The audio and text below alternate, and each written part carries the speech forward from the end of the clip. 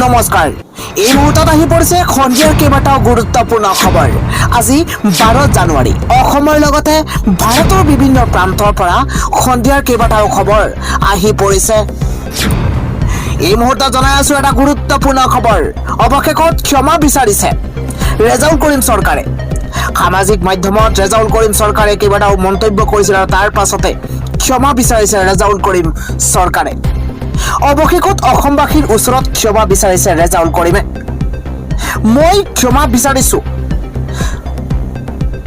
অৱশেষত অসমবাসীৰ ওচৰত ক্ষমা মই মোৰ মন্তব্য উঠাই লৈছো মই মোৰ মন্তব্যত দুখ প্ৰকাশ কৰিছো মোৰ শব্দ উচ্চাৰণত ইফাল সিফাল হয়তো হৈছে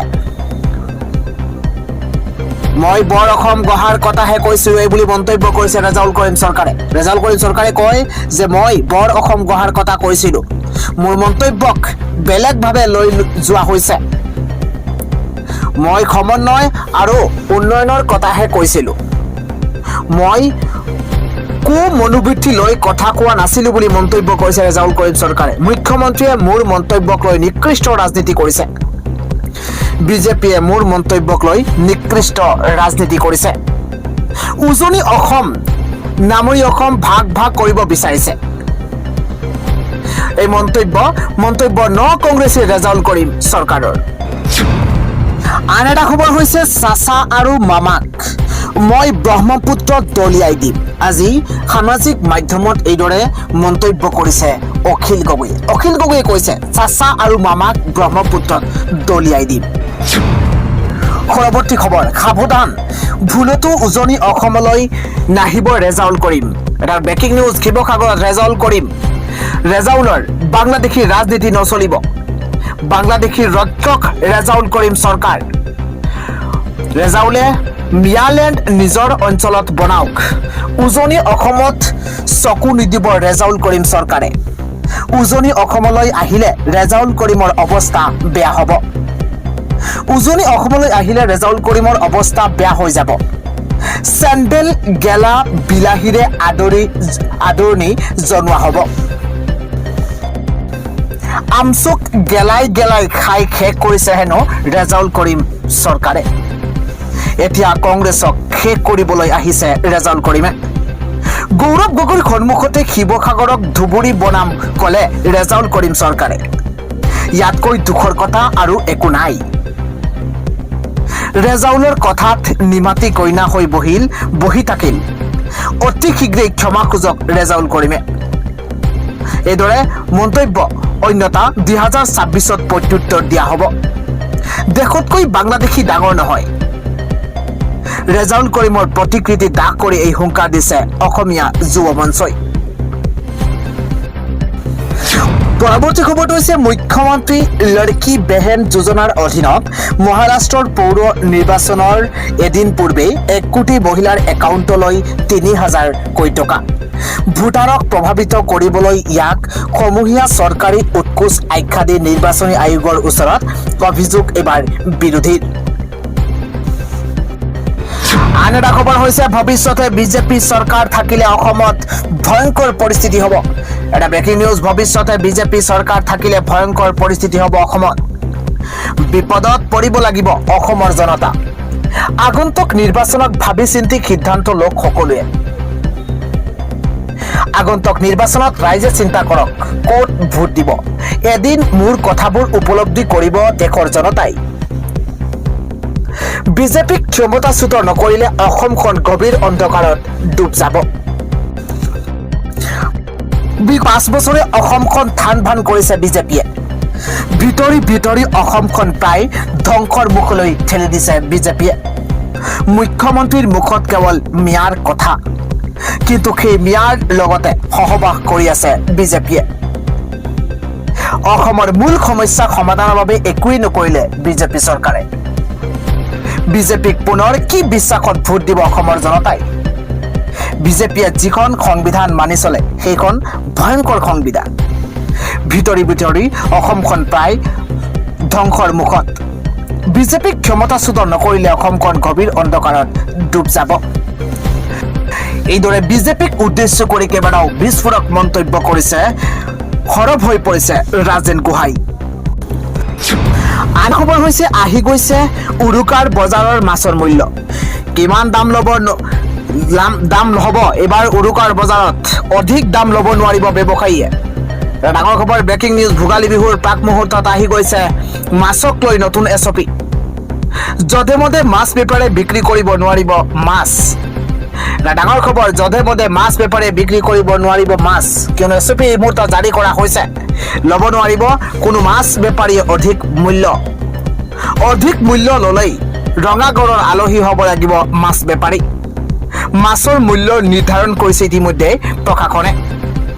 উৰুকাৰ বজাৰত মাছ বেপাৰী ল'ব নোৱাৰিব এটকাও অধিক। মাছৰ দামৰ তালিকা প্ৰকাশ পাইছে। প্ৰতিখন জিলালৈ কঠোৰ নিৰ্দেশনা জাৰি কৰিছে মীন বিভাগে। ইতিমধ্যে নিৰ্দেশনা জাৰি কৰিছে নগাঁও জিলা প্ৰশাসনে। নগাঁৱত কোনবিধ মাছৰ দাম কিমান? ৰৌ, বাহু, মিৰিকা, আৰি, বৰালি, চিতলৰ দাম নিৰ্ধাৰণ কৰা হৈছে। মালি, grass carp, silver carp, common carp, শলৰ দাম নিৰ্ধাৰণ কৰা হৈছে। ভোগালী বিহুৰ প্ৰাক মুহূৰ্তত বিহুক লৈ আহি গৈছে নতুন এছঅপি। আগবাঢ়িছো পৰৱৰ্তী খবৰ। উজনি অসম ৰেজাউল কৰিম চৰকাৰৰ বাপেকৰ সম্পত্তি নহয়। মাঘ বিহুৰ পাছতেই উজনি অসমৰ পৰা ম্যাদ খেদা হ'ব। উজনি অসম ৰেজাউল কৰিম চৰকাৰৰ বাপেকৰ সম্পত্তি নহয়। উজনি অসম ৰেজাউল কৰিমৰ কোনো বাপেকৰ সম্পত্তি নহয়। শেহতীয়াকৈ সামাজিক মাধ্যমত ৰেজাউল কৰিম চৰকাৰে যি মন্তব্য কৰিছে তাক লৈ এতিয়া জাঙুৰ খাই উঠিছে বিভিন্ন দল সংগঠন। আৰু ইতিমধ্যে জনাইছো যে ৰেজাউল কৰিম চৰকাৰে সামাজিক মাধ্যমত ক্ষমা খুজিছে। শীঘ্ৰেই ক্ষমা খোজাৰ দাবীও জনাইছে ৰেজাউল কৰিম চৰকাৰক। অন্যথা আমি আমাৰ ষ্টাইলত ব্যৱস্থা ল'ম। এই মন্তব্য শৃংখল চলিহাই কৈছে ৰেজাউল কৰিমে কাক ধমকি দিছে। আমি খিলঞ্জীয়া মানুহৰ ধমকি খাবলৈ জীয়াই আছো নেকি? যদি যুঁজ লাগিবলৈ আছে চিধা-চিধি যুঁজিম। উজনি অসমৰ মানুহ মনে মনে বহি নাথাকে। উজনি অসমৰ মানুহে কোনেও মনে মনে বহি নাথাকে। কংগ্ৰেছে ৰাজহুৱাভাৱে ক্ষমা খুজিব লাগিব। এইদৰে মন্তব্য শৃংখল চলিহাৰ। এইখন অসম হয়, বাংলাদেশ নহয়। মাঘ বিহুৰ পাছতেই উজনিত ম্যাদ খেদা আন্দোলন। ম্যাদ খেদি পিঠি বহল কৰি দিয়া হ'ব। ৰেজাউল কৰিমৰ দম আছে যদি শিৱসাগৰলৈ আহক। অসম ৰেজাউল কৰিমৰ বাপেকৰ তথা পৈতৃক সম্পত্তি নহয় বুলি হুংকাৰ এইবাৰ শৃংখল চলিহাৰ। শিৱসাগৰ বাংলাদেশ হ'বলৈ নিদিও। ইয়াত কেৱল খিলঞ্জীয়াৰ প্ৰভুত্বহে চলিব। অসমখন ইছলামিক ৰাষ্ট্ৰ কৰিব বিচাৰিছে ৰেজাউল কৰিম চৰকাৰে। কংগ্ৰেছে ইয়াত সাৰ পানী দিছে। ইয়াৰ প্ৰত্যুত্তৰ 2026 পাব কংগ্ৰেছে। এই হুংকাৰ দিছে শৃংখল চলিহা আৰু চিতু বৰুৱাই। আজিৰ সন্ধিয়াৰ পৰৱৰ্তী খবৰ। মই কৈলাশ শৰ্মা আৰু মৃণালী দেৱীৰ পুত্ৰ, এয়া মন্তব্য কৰিছে মুখ্যমন্ত্ৰী হিমন্ত বিশ্ব শৰ্মাই। মুখ্যমন্ত্ৰী হুইজ হিমন্ত বিশ্ব শৰ্মা। শেহতীয়াকৈ গৌৰৱ গগৈ সামাজিক মাধ্যমত যি মন্তব্য কৰিছিল তাক লৈ এতিয়া গৰজি উঠিছে ৰাজ্যৰ মুখ্যমন্ত্ৰী হিমন্ত বিশ্ব শৰ্মা। মুখ্যমন্ত্ৰীগৰাকীয়ে কৈছে যে মই কৈলাশ শৰ্মা আৰু মৃণালী দেৱীৰ পুত্ৰ হয়। মই সাধাৰণ ঘৰৰ ল'ৰা। ডাঙৰ খবৰ এই মুহূৰ্তত মই সাধাৰণ ঘৰৰ ল'ৰা বুলি মন্তব্য কৰিছে ৰাজ্যৰ মুখ্যমন্ত্ৰীগৰাকীয়ে। গৌৰৱ গগৈক প্ৰত্যুত্তৰ মুখ্যমন্ত্ৰী হিমন্ত বিশ্ব শৰ্মাৰ। গৌৰৱ গগৈয়ে প্ৰশ্ন কৰিব লাগিছিল হু ইজ ৰেজাউল কৰিম। প্ৰশ্ন কৰিব লাগিছিল who is Rakibul Hussain. Who is Himanta Biswa Sarma বুলি অসমীয়াক প্ৰশ্ন কৰিছে। কংগ্ৰেছ অসমীয়াৰ লগত নাই। গুগলত হিমন্ত বিশ্ব শৰ্মা চাৰ্চ কৰিলেই উত্তৰ পাব। গৌৰৱ গগৈৰ হু ইজ হিমন্ত বিশ্ব শৰ্মাৰ প্ৰত্যুত্তৰ মুখ্যমন্ত্ৰী হিমন্ত বিশ্ব শৰ্মাৰ। আগবাঢ়িছো পৰৱৰ্তী খবৰলৈ। মহাকাশত জিলিকিব লাচিত ওৱান। বিশ্বৰ দৰবাৰত আজি ইতিহাস ৰচিব উত্তৰ পূবে। মহাকাশত স্থাপন হ'ব উত্তৰ পূবৰ প্ৰথমটো কৃত্ৰিম উপগ্ৰহ। পুৱা আজি 10:17 উৎক্ষেপণ কৰা হৈছে লাচিত 1 10:17 উৎক্ষেপণ কৰা হৈছে লাচিত 1 শ্ৰীহৰিকোটাৰ সতীশ ধাৱানৰ পৰা উৎক্ষেপণ হৈছে লাচিত 1 লাচিত 1এ দুৰ্যোগকালীন সময়ত বাৰ্তা পঠাব উত্তৰ পূবলৈ ইছৰ PSLV C-62 ৰকেটৰ সহযোগত উৎক্ষেপণ কৰা হৈছে উপগ্ৰহটো হায়দৰাবাদৰ মহাকাশ সংস্থা ধ্ৰুৱ প্ৰেছৰ সহযোগিতাত কৰা হৈছে প্ৰস্তুত আসাম ডনবস্ক বিশ্ববিদ্যালয়ে নিৰ্মাণ কৰি উলিয়াইছে এই উপগ্ৰহ 50ৰো অধিক শিক্ষক শিক্ষাৰ্থীয়ে মিলিত হৈ প্ৰস্তুত কৰিছে উপগ্ৰহটো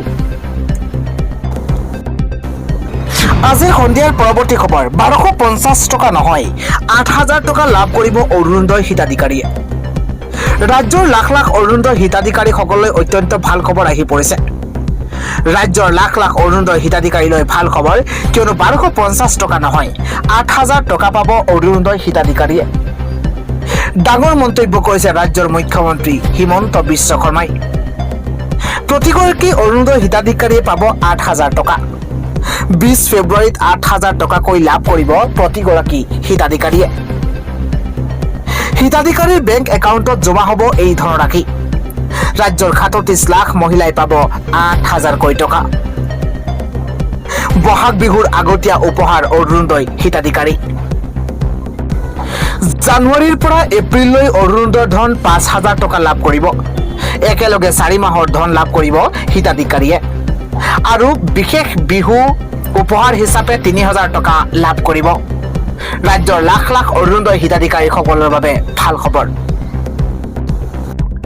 পৰৱৰ্তী হৈছে 2026 বিধানসভা নিৰ্বাচনক লৈ নামনিত কংগ্ৰেছৰ ৰণডংকা পলিটিকেল ব্ৰেকিং নিউজ কংগ্ৰেছ সাংসদ ৰকিবুল হুছেইনৰ উপস্থিতিত বিশাল পদযাত্ৰা এবাৰ প্ৰদেশ কংগ্ৰেছৰ সংখ্যালঘু বিভাগৰ অধ্যক্ষৰ নেতৃত্বত সংবিধান বচাও গণতন্ত্ৰ বচাও কাৰ্যসূচী চেঙা সমষ্টিৰ পালহাজিত সলমান খানৰ নেতৃত্বত বিশাল পদযাত্ৰাৰ আয়োজন এটা ডাঙৰ খবৰ মুখ্যমন্ত্ৰী হিমন্ত বিশ্ব শৰ্মাই গাদীচ্যুত হোৱাৰ বয়ত বদৌদিন আজমলক মাতিছে উজনি অসমত এতিয়া লাহে লাহে মুখ্যমন্ত্ৰীৰ ঠাই নোহোৱা হৈ পৰিছে মুখ্যমন্ত্ৰী হিমন্ত বিশ্ব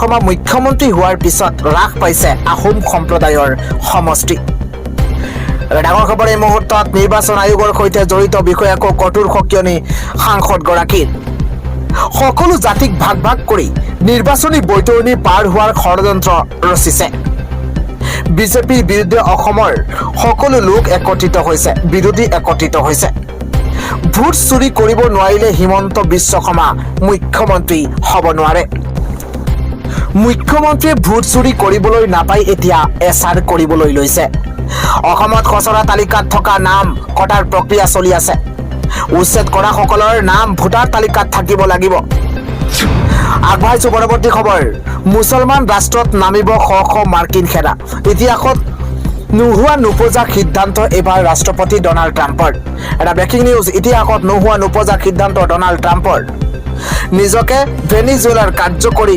ৰাষ্ট্ৰপতি ঘোষণা ডনাল্ড ট্ৰাম্পৰ নিজকে ভেনিজুৱেলাৰ কাৰ্যকৰী ৰাষ্ট্ৰপতি ঘোষণা ট্ৰাম্পৰ সামাজিক মাধ্যম যোগে এই উদ্ভট সিদ্ধান্ত ৰাষ্ট্ৰপতিগৰাকীৰ নিজৰ সামাজিক মাধ্যম ট্ৰুথ ছ'চিয়েলত পোষ্ট এইবাৰ ডনাল্ড ট্ৰাম্পৰ ভেনিজুৱেলাৰ ভাৰপ্ৰাপ্ত ৰাষ্ট্ৰপতিক স্বীকৃতি দিব বিচৰা নাই ডনাল্ড ট্ৰাম্পে ডেলচি ৰড্ৰিগজে আমেৰিকাৰ বশ্যতা স্বীকাৰ নকৰাত এই সিদ্ধান্ত কোনো পৰিস্থিতিতে ভেনিজুৱেলাই আত্মসমৰ্পণ নকৰে বুলি কৰিছিল ঘোষণা ৰজাই যুদ্ধ কৰি দেশ দখল কৰা দখল আৰম্ভ ডনাল্ড ট্ৰাম্পৰ বিশ্বত ৰাজতন্ত্ৰ আৰম্ভ কৰিছে ট্ৰাম্পে এইবাৰ ইৰাণত সামৰিক অভিযানৰ ইংগিত ডনাল্ড ট্ৰাম্পৰ ইৰাণৰ হিংসাই সীমা অতিক্ৰম কৰাৰ অভিযোগ উত্থাপন হৈছে হোৱাইট হাউচৰ পৰা সকিয়নি এইবাৰ ডনাল্ড ট্ৰাম্পৰ ইৰাণৰ ৰাষ্ট্ৰপ্ৰধান আলী খেমেনিক ধমক এইবাৰ ডনাল্ড ট্ৰাম্পৰ প্ৰতিবাদ দমনৰ নামত সীমা চেৰাইছে খেমেৰিয়ে ইৰাণত নিৰ্বিচাৰে হত্যা কৰা হৈছে প্ৰতিবাদকাৰীক এই গুৰুতৰ অভিযোগৰে ইৰাণক ধমক ডনাল্ড ট্ৰাম্পৰ মূল্য বিৰোধী প্ৰতিবাদত অচল হৈ পৰিছে ইৰাণৰ হস্পিটেলত ঠাই নাই গুলীবিদ্ধ প্ৰতিবাদকাৰীৰ বাবে স্বেচ্ছাচাৰী শাসক পক্ষৰ নিৰ্বিচাৰ গুলীচালনাত আহত প্ৰতিবাদকাৰী প্ৰতিবাদৰ মাজতেই আটক হৈছে ৩,২০০ লোকৰ তেহৰানৰ এজন বৃদ্ধৰ ভৰিত ৪০টা গুলীৰে থকা খৰকা প্ৰতিখন হস্পিটেলতে গুলীবিদ্ধ প্ৰতিবাদকাৰীৰ আৰ্তনাদ দেখিবলৈ পোৱা গৈছে খেমেনিক অপসাৰিত নকৰালৈকে ক্ষান্ত নহয় ইৰাণৰ জেডৰ প্ৰতিবাদ ধৰ্মৰ নামত দেশ চলিবলৈ দিয়া নহয় বুলি ৰাজপথলৈ ওলাইছে জনতা স্বেচ্ছাচাৰী ইৰাণ শাসকক কঠোৰ সকিয়নি ডনাল্ড ট্ৰাম্পৰ আজি সন্ধিয়াৰ পৰৱৰ্তী খবৰ উৰুকাৰ পূৰ্বে সমূহীয়া মাছ ধৰাত নিষেধাজ্ঞা জাৰি কৰা হৈছে এবাৰ অমান্য কৰিলে দণ্ডনীয় অপৰাধ গণ্য কৰা হ'ব আমি জনাই আছো বিশেষ খবৰ মাঘ বিহুৰ উৰুকাৰ পূৰ্বে সমূহীয়া মাছ ধৰাত নিষেধাজ্ঞা জাৰি কৰা হৈছে ডাঙৰ খবৰ গুৱাহাটী উচ্চ ন্যায়ালয়ৰ এই নিৰ্দেশনা জলাশয়ত মাছ ধৰাত নিষেধাজ্ঞা জাৰি কৰা হৈছে এবাৰ কাজিৰঙাৰ জলাশয়ত সমূহীয়া মাছ ধৰাত নিষেধাজ্ঞা আৰোপ কৰা হৈছে কঠোৰ প্ৰশাসনৰ লগতে কাজিৰঙা ৰাষ্ট্ৰীয় উদ্যান কৰ্তৃপক্ষ কাজিৰঙা ৰাষ্ট্ৰীয় উদ্যানত অন্তৰ্গত খাল বিল নদী জলাশয়ত নিষেধাজ্ঞা জাৰি কৰা হৈছে পৰম্পৰাৰ দোহাই দি মাছ ধৰিব নোৱাৰিব এই আইন অমান্য কৰিলে দণ্ডনীয় অপৰাধ হিচাপে গণ্য কৰা হ'ব বিগত বৰ্ষতো মাঘ বিহুত মৎস্য চিকাৰত বাধা প্ৰদান কৰিছিল প্ৰশাসনে মাঘ বিহুৰ উৰুকাৰ পূৰ্বেই সমূহীয়া মাছ ধৰাত নিষেধাজ্ঞা জাৰি কৰা হৈছে